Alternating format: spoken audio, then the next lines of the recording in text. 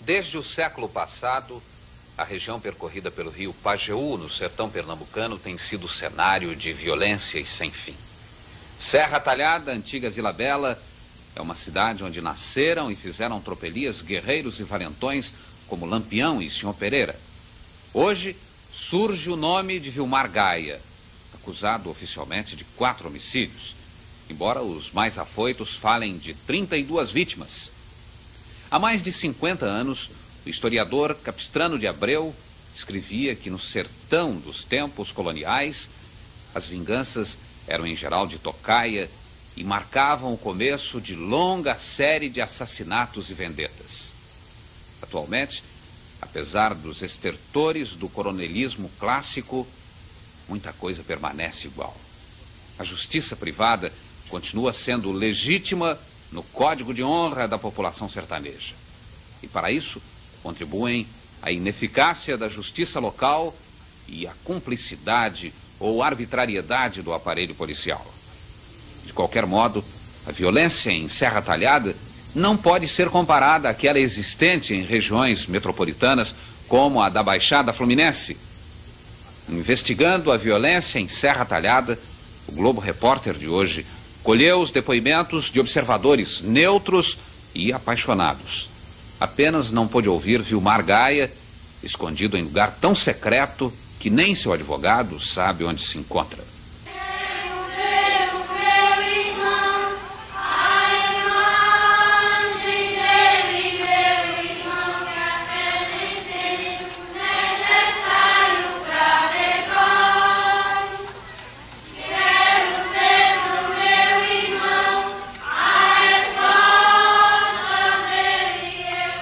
Serra Talhada tem 65 mil habitantes, mais de 30 mil na sede.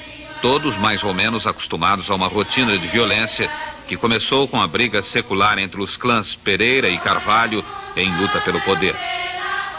Luiz Lorena, um Pereira legítimo, que já foi prefeito da cidade durante 10 anos, é ainda uma espécie de eminência parda de Serra Talhada. Ex-fazendeiro e funcionário aposentado, hoje proprietário de uma rede de farmácias, Lorena é um registro vivo do passado e do presente da cidade. A história nos indica que a família Pereira governou o município de Serra Talhada de 1851 até 1907. De 1907 a 1930, governou o município a família Carvalho. Em 1907, portanto, há uma ruptura. O assassinato de um velho chefe dos Pereiras provoca vingança imediata. Os crimes se sucedem. Em 1911, o novo governo estadual apoia a facção dos Carvalhos. Senhor Pereira, cujo irmão é liquidado com um tiro no ouvido quando dormia, assume em 1917 o comando da luta e cai no cangaço ao lado de Luiz Padre, seu primo. Em 1922, Senhor Pereira, atacado de reumatismo, abandona a luta e se retira para Goiás, depois para Minas Gerais, onde vive até hoje. Ao se retirar da luta, Senhor Pereira deixou uma herança, Virgulino Ferreira da Silva. Durante 2 anos, Lampião integrara o bando de Senhor. Agora era o chefe incontestado. Começava nova fase do cangaço. Com Lampião, desaparecia o cangaceiro gentilhomem e surgia o bandoleiro profissional que recrutava os párias do sertão, gente que encontrava no cangaço, além de um refúgio, uma promessa de vida melhor e certamente mais livre. Lampião morreu, mas o seu primeiro inimigo ainda vive em Serra Talhada, José Saturnino, com mais de 80 anos. O senhor guarda mágoa de Lampião ou não? Não. De jeito nenhum.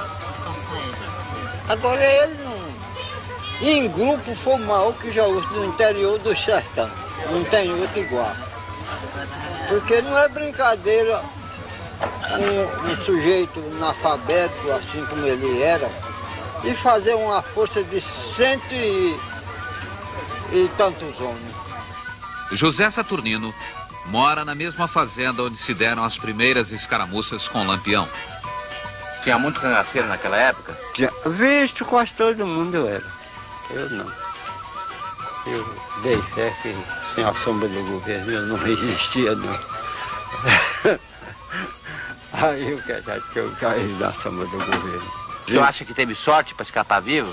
Virgem Nossa Senhora. Foi a guia, foi essa. E o senhor ficou quanto tempo na volante? Um bando de anos.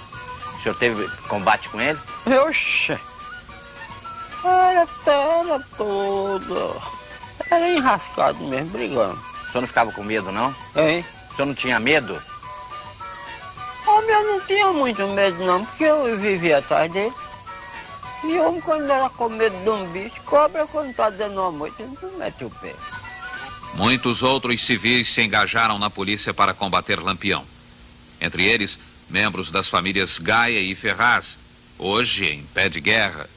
Davi e João Jurubeba, da família Ferraz, são dois dos nazarenos, isto é, moradores de Nazaré, distrito mais tarde chamado Carqueja, que se tornaram conhecidos pela perseverança e valentia com que perseguiram Lampião. João, com quantos anos o senhor começou a brigar com o Lampião? Com 15 anos, 1 mês e dias. O senhor aguentava a bagagem? Não.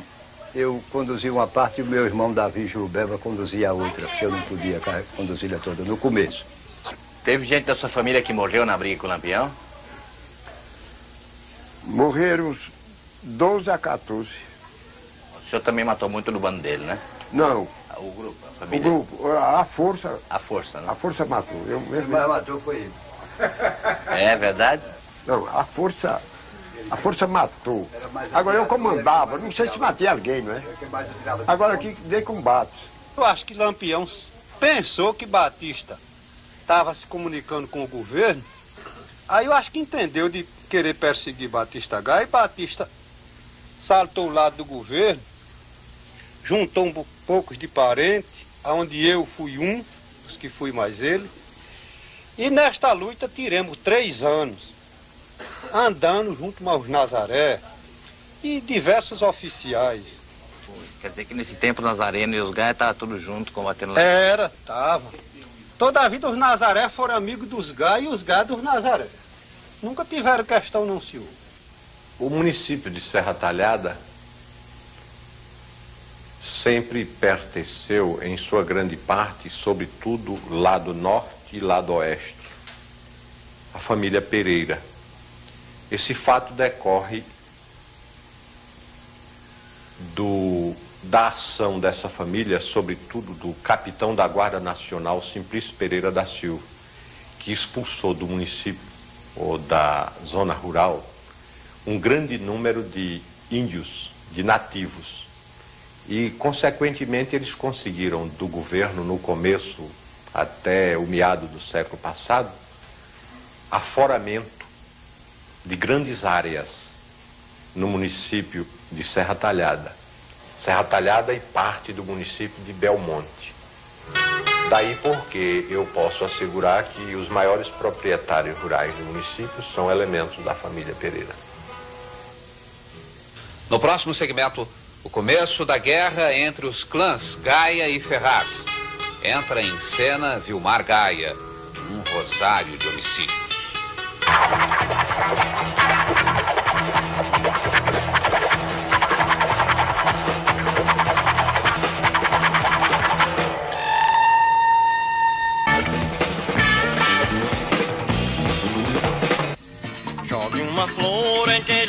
No ano de 1975, Vilmar Alves Magalhães, por Vilmar Gaia, começa a tornar-se um mito.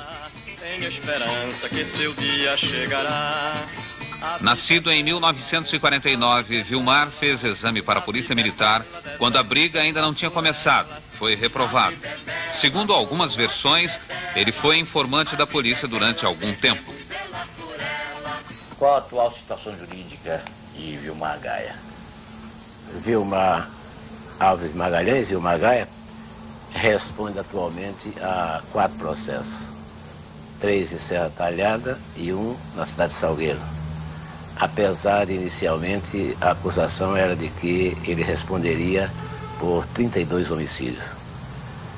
Não há pronúncia em nenhum destes processos.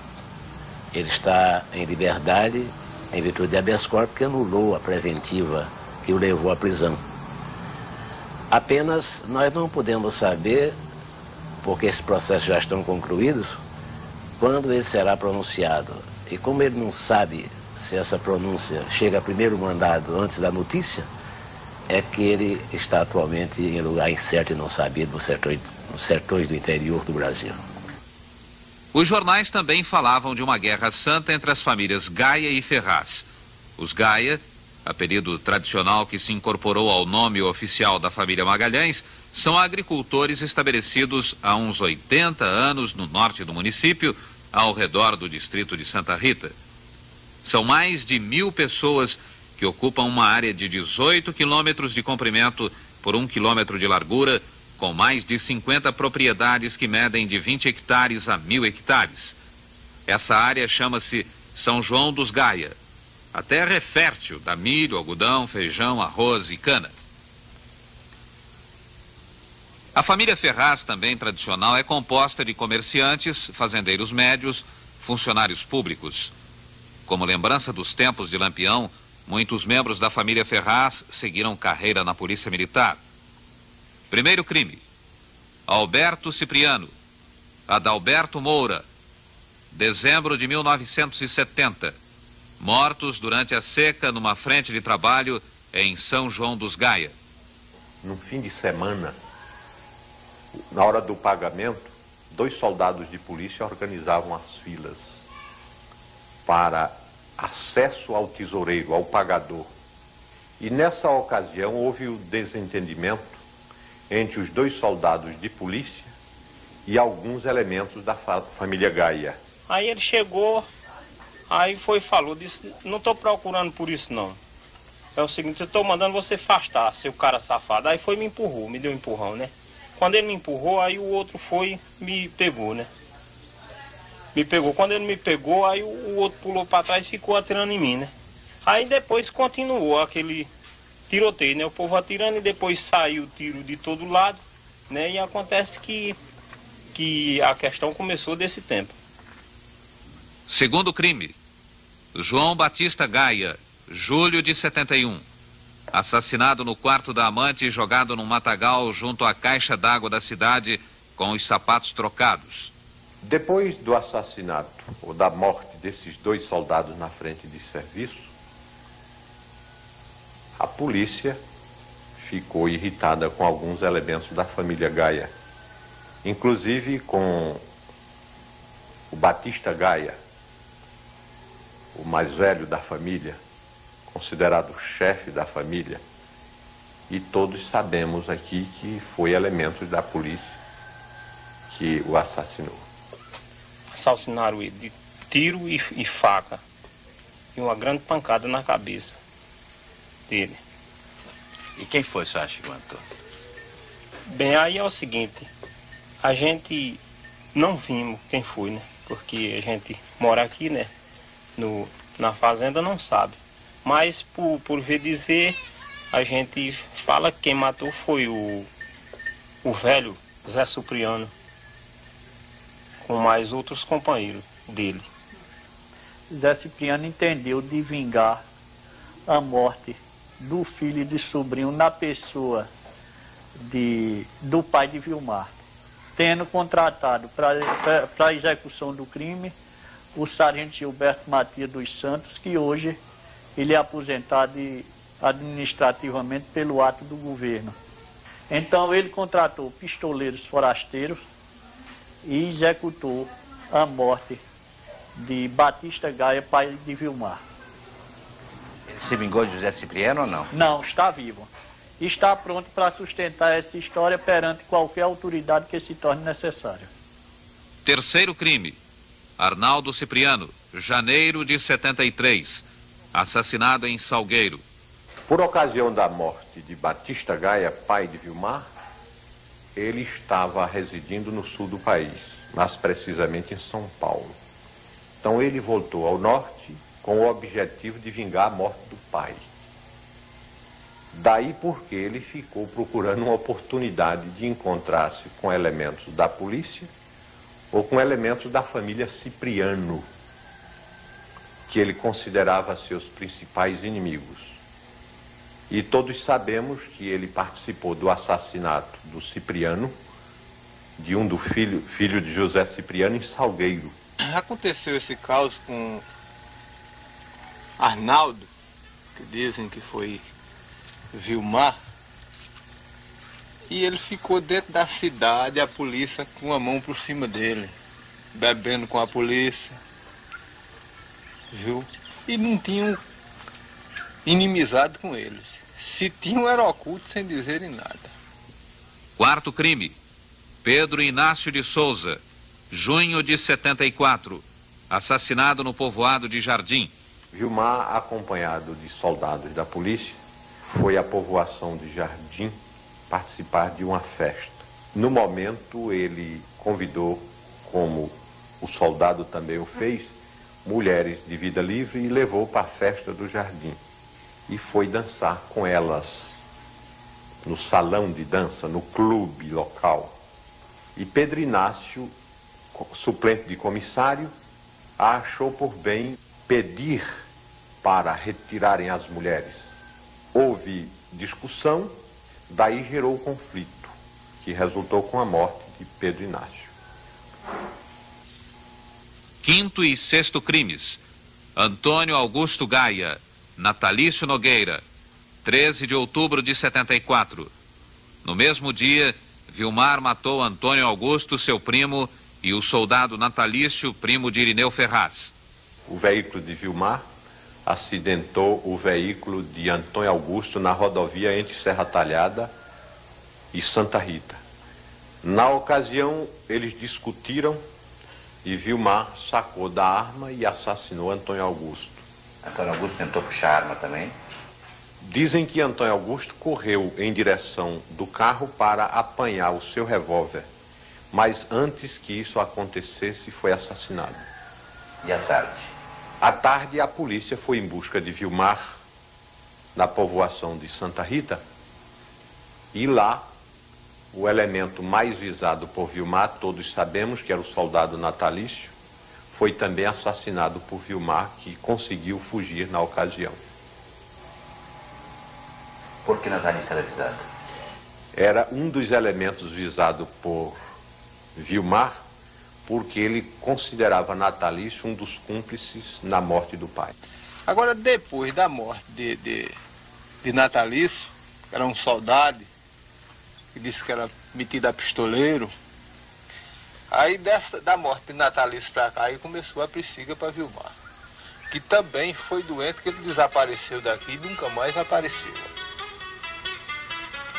No próximo segmento, a vingança de um homicídio praticado há 50 anos. As tocaias sem defesa. Vilmar Gaia, pistoleiro ou vingador?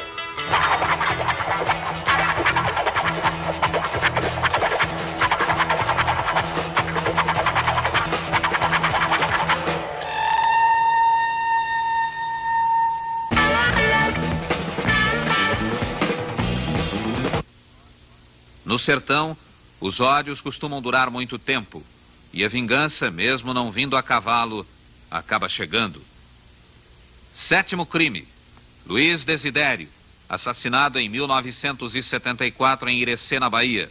Em 1926, houve um assassinato aqui no município de um cidadão que deixou um filho menor, o Baiãozinho, e decorridos tantos anos, ele, sabendo que o inimigo, Desidério, estava morando em Irecê, no estado da Bahia, convidou o Vilmar e foi assassinar na Bahia o seu inimigo. O fez e assumiu só a responsabilidade do crime. Respondeu o júri, e todos sabemos que o júri no sertão tem tendências para absolver réus que procuram fazer vingança, sobretudo quando esta vingança é da morte do pai. Quantas pessoas você realmente já matou? 3 pessoas somente. Quais foram as pessoas? Natalício, Antônio e Pedro Inácio. Uma morte como a de Antônio Augusto, o seu primo legítimo, a quem ele gozava até da amizade. Chegou a assassinar ele para ganhar 4.000 cruzeiros de familiares inimigos de Antônio Augusto. Tem outro caso? Tem o caso de Biara, no Barrocão, para ganhar 1.500 cruzeiros. Aliás, um dos primeiros crimes dele foi esse. Chegou a matar um velho na Luiz de Isidero, na Bahia, para ganhar também. Nunca matei ninguém para ganhar dinheiro. Matei um em vingança e 2 em defesa minha. Agora, se aparecer prova que veio fazer esses outros crimes e provar que foi eu respondo nos autos. 8º crime. Francisco Gaia Filho, o Batinha, janeiro de 75. Assassinado em frente ao bar Nivalda, na zona boêmia de Serra Talhada. Batinha era primo de Vilmar. O morte de Batinha é o seguinte, ele possuía um Volks de aluguel. E então ele pegava gente da praça, dentro da cidade toda. Bem, chegou uma noite, chegou um cara lá, convidou ele para ir até lá, naquele palhaço de Nivalda. Um certo domingo, estava todo mundo aqui, uma base, umas 60 pessoas, e o rapaz estava no táxi, aí no terreiro. Acontece que veio os caras e atiraram no rapaz, ninguém sabe quem matou. O rapaz ficou jogado, aí todo mundo correu. Quem era o rapaz? Era Batinha. Batinha, né? Todo mundo correu e a gente foi quem socorreu, porque não tinha ninguém para socorrer. Levamos para o hospital, avisamos a família, e no outro dia houve o enterro e até hoje ninguém sabe quem foi. Aliás, eu não sei quem foi, não sei se alguém sabe. Mas o tiroteio foi uma confusão aqui. Não houve briga não. Foi de pé de pau, de surpresa, não sabe? Pegaram pelas costas e atiraram no homem. Quem foi que matou, o senhor acha? A gente acha, por ver dizer, que foi um fulano de Taz, Zé Jerômes, e um José Nogueira. Mandado por quem? Mandado por Gonzaga, soldado chamado Gonzaga. 9º crime. Soldado da PM Luiz Gonzaga Mendes, 18 de março de 75. Assassinado na fazenda São José. Segundo os autos do processo, recebeu tiro certeiro no coração pelas costas. Era genro de Irineu Ferraz. Quando eu recebi a notícia do assassino de Gonzaga, eu estava em Afogado da Engazeira. Quando cheguei, encontrei Gonzaga morto e o filho, esse menino aqui, ao lado dele. Mas se Gonzaga tivesse sido o assassino de Batista Gaia e eu fosse um jurado de Vilmar, eu votaria a favor de Vilmar. Porque o senhor acha que no crime de vingança, de honra... Porque em termos de vingança ele teria razão. Mas que ele até o momento ainda não matou o assassino de Batista Gaia. 10º crime. Álvaro Gaia, 19 de março de 75. Assassinado em sua mercearia junto à caixa registradora no dia seguinte à morte de Gonzaga. A casa foi invadida por vários homens que dispararam mais de 10 tiros. Álvaro era irmão de Batinha e casado com uma irmã de Vilmar Gaia. E Álvaro Gaia, quem foi que matou? Álvaro Gaia, culpa,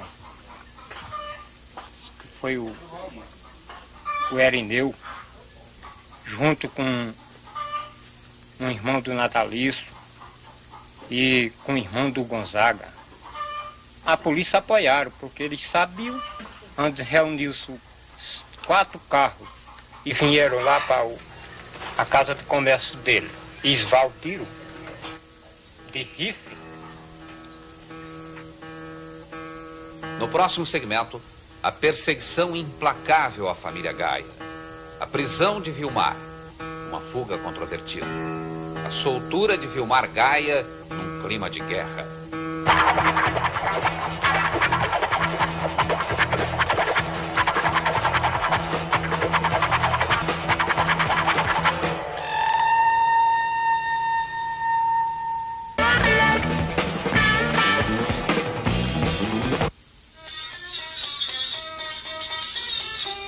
De outubro de 1974 a março de 75, a família Gaia sofreu muito. Não conseguindo encontrar Vilmar, a polícia perseguia os Gaia. Proveniente desses causos, fomos homens que ficamos perseguidos pela própria polícia, pelos inimigos que se reuniam com a polícia para vir espancar as famílias, como aqui mesmo na minha região, aqui eles amarraram gente, espancaram, fizeram mulher deixar a criança perdida pelo mato.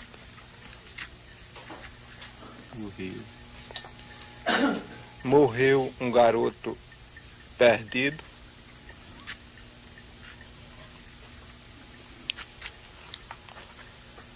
E por... morreu? Hein? Morreu como?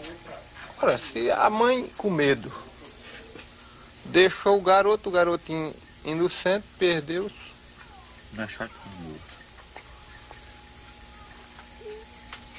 Portas quebradas. Quebraram porta, amarraram gente, mulher quebrou o resguardo. Eu mesmo fui de uns que fui um camarada que fui perseguido pelos inimigos, pela polícia. Fui preso, injusto, sem dever nada a ninguém. Eu fui um sujeito que sou um homem de uma maneira que eu tenho até vergonha de contar. O assassinato em dias consecutivos de Luiz Gonzaga Mendes e Álvaro Gaia obrigou o governo estadual a intervir. Delegado e policiais foram transferidos após uma inspeção do capitão Jorge Luiz Moura, que procurou conciliar os ânimos e levar de Recife autoridades não comprometidas com as facções em luta. Em abril de 75, foi nomeado delegado especial o então capitão José Ferreira dos Anjos, hoje major. De abril a agosto, o major Ferreira prendeu vários pistoleiros. Faltava o principal, prender Vilmar, o que só se deu em 20 de agosto de 75 no Ceará. Como foi que aconteceu a sua prisão? Aconteceu a minha prisão, eu estava na fazenda Quitéria, no Ceará. Às 3 horas da manhã, o capitão Ferreira cercou a casa, inclusive com o filho da casa.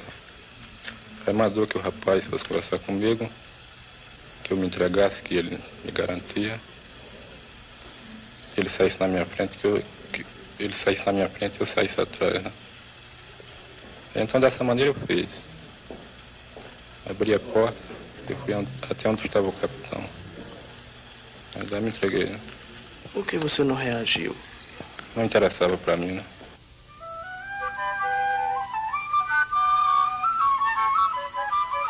Recolhido à cadeia do quartel da PM em Serra Talhada, porque as celas da delegacia não ofereciam segurança, Vilmar ficou preso durante 3 meses. Nessa época, o mito do Vingador já estava formado. Vilmar Gaia era um cara, assim, ele não é muito alto, ele é baixinho, né? Ele gosta muito de se comunicar com todas as pessoas que vão na delegacia falar com ele quando ele estava aqui. Bonito.